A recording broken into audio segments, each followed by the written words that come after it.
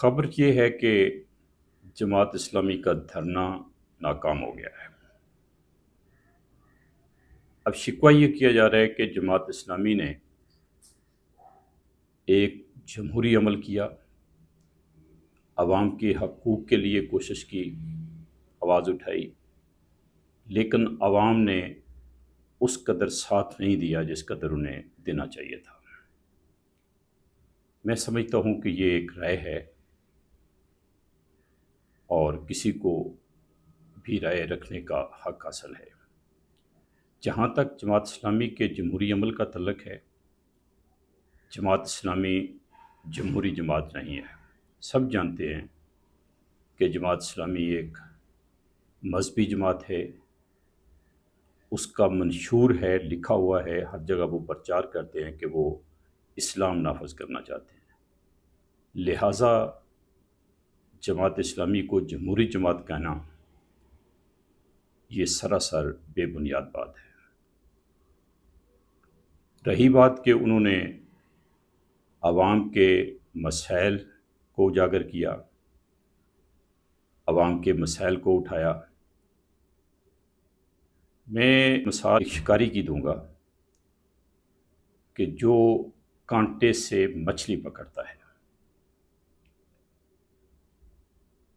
جو لوگ مچھلی پکڑتے ہیں یا پکڑتے رہے ہیں یا پکڑنے والوں کو دیکھتے رہے ہیں، انہیں اندازہ ہے کہ جو شکاری ہوتا ہے وہ کانٹے کے ساتھ مچھلی کی دلچسپی کی کوئی نہ کوئی چیز لگاتا ہے۔ مچھلی اس خوشبو پہ آتی ہے، وہ کانٹے میں پھنستی ہے اور پھر شکاری کا شکار بن جاتی ہے۔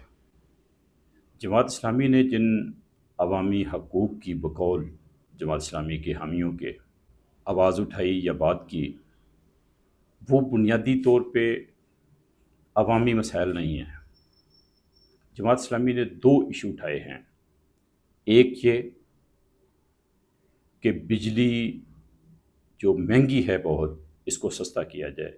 میں اس حق میں ہوں، بجلی سستی ہونی چاہیے، یہ بات درست ہے۔ اس بات کو آپ کانٹے والی مثال کے ساتھ جوڑ سکتے ہیں۔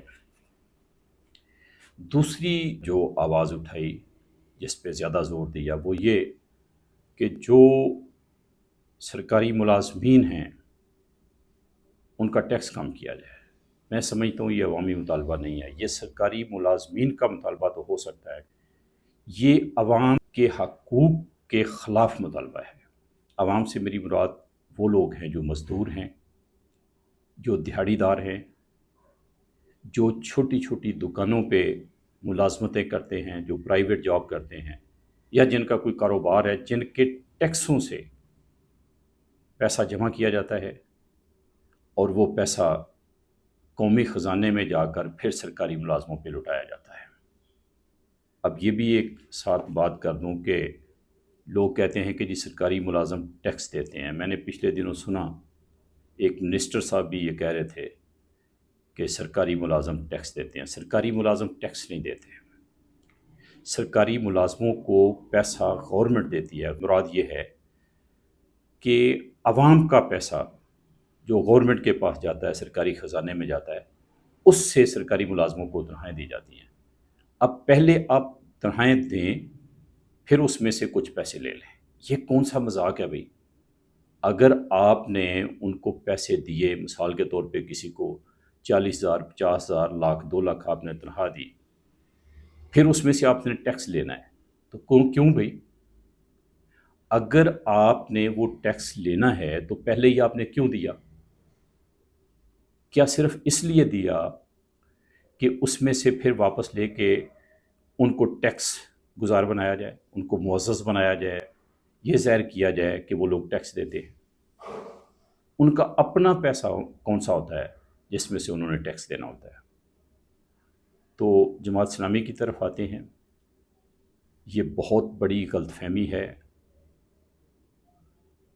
اور جماعت اسلامی جمہوری جماعت ہے، نہ اس کا کبھی کوئی عمل جمہوری ہوا ہے۔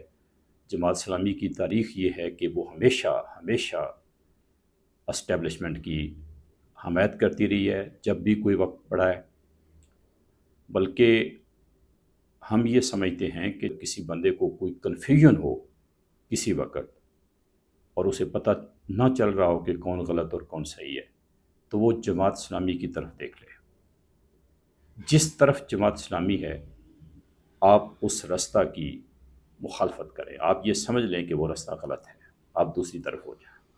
تو جماعت اسلامی کا دھرنا ناکام ہونا یہ اچھی علامت ہے، بری علامت نہیں ہے۔ حکومت کو ضرور کوشش کرنی چاہیے، بجلی کے بل بھی کم ہونے چاہیے، مہنگائی بھی کم ہونی چاہیے، اور انہیں اپنے اخراجات جتنے میکسیمم کم ہو سکتے ہیں وہ بھی کرنے چاہیے، لیکن ساتھ ساتھ سرکاری ملازموں کو